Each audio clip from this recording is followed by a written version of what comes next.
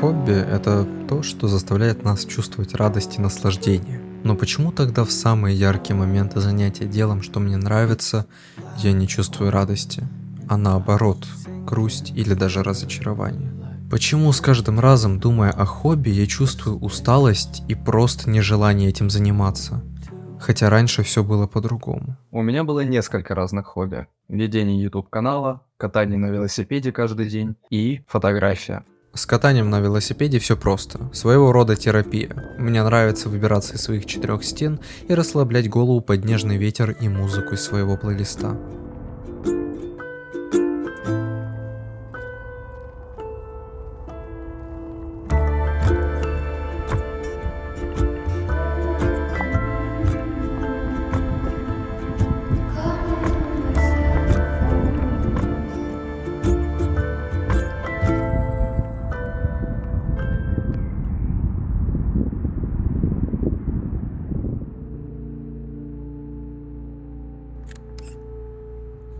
С фотографией тоже все понятно. Я люблю делать красиво. И если раньше я пытался делать какие-то супер новомодные там обработки, я пытался делать что-то, картинки с нуля, то сейчас я делаю более приземленные фотографии с простой цветокоррекцией. И несмотря на то, что фото я сейчас делаю реже, мне они нравятся больше, потому что я начал наслаждаться процессом создания фотографий, понимаете? Ну, конечно же, мне приятно, когда на фото хорошая отдача. Но если с другими хобби у меня все нормально, то почему у меня такая реакция на создание видео для Ютуба? Вот сейчас я думаю, почему я, в принципе, изначально начал этим заниматься. На Ютубе можно стать популярным только если у тебя есть какие-то нереальные умения или связи. А я думал, что смогу оправдать свои ожидания, что смогу доказать что-то кому-то. Наверное, то, что я не ошибался и своим упорством я бы смог достичь чего-то и попасть в тот, знаете, там 1% ютуберов, у кого все получилось. А возможно, одной из причин, почему я так был поглощен Ютубом, это потому, что в жизни, наверное, мне просто не хватало внимания и одобрения со стороны людей, которые не являлись моей роднёй. Возможно, мне просто очень нравилось интерактировать с людьми в комментариях настолько сильно, что это заставляло двигаться меня дальше. Но почему тогда сейчас, когда у меня есть эта аудитория, с которой я могу общаться, меня это больше не мотивирует? Поэтому решил обратиться к Гуглу с этим вопросом и узнал много чего. Причинами потери интереса к хобби может быть множество факторов, начиная с того, что ты воспринимаешь хобби как возможность достичь успеха, а не расслабиться, и заканчивая депрессией. Последнее сразу откидываю, ибо это реально не про меня. А вот про достижение успеха через хобби вполне может быть. Если так посмотреть, то и вправду в последнее время я рассматривал YouTube как что-то большее, нежели просто хобби.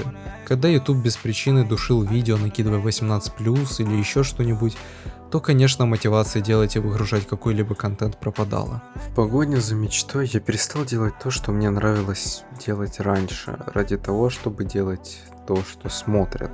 Можно сказать, что я сам себя посадил в клетку на потехе публики и оттуда не вылажу. Простыми словами, да, я попал в эту ловушку алгоритма, позабыв, с чего начинал и что приносило мне удовольствие.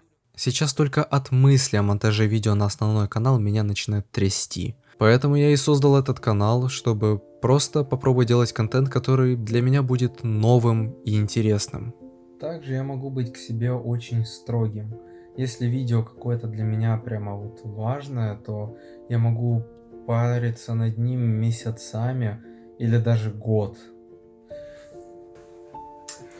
И поскольку у меня нету монтажера, то канал просто простаивает. А как ни крути, каналы на ютубе растут только когда ты выпускаешь видео. И такие простои, они очень негативно влияют на канал и впоследствии на самого автора, то бишь в данном случае на меня. Некоторые говорят, что не нужно сравнивать себя с окружающими, а тем более с теми, кого ты видишь в интернете. И я могу сказать, что это действительно так, ведь если ты теряешь к чему-то интерес, то одной из причин может быть то, что ты сравниваешь себя с лучшими из лучших, впоследствии думая, что ты никчемный и ничего не добился. Очень часто я вижу в рекомендациях видео от недавно созданных каналов, которые уже добились больше, чем добился я за свое время. Ну и конечно, я начинаю чувствовать себя неудачником. Возможно, я таковым и являюсь, но я как минимум достиг того, что никогда не достигал раньше. И это круто. Надо научиться смотреть не только на негатив, но и на позитивные стороны вещей. Это как в игре. Да, возможно, ты умер и потерял персонажа, но перед этим ты сделал несколько киллов и получил опыт, как действовать в некоторых ситуациях. Эмоциональное выгорание. Это самое знакомое для меня состояние еще со времен школы. Я тот человек, которому, если нравится идея, то он может забыть про все, даже про еду ради ее выполнения. Иногда такая искра очень полезна для того, чтобы зажечь огонь, но бывает и такое, что этот огонь просто разгорается в пожар. Так что мне просто заново надо научиться брать выходные и не корить себя за время, проведенное для своих нужд, да и в общем для себя.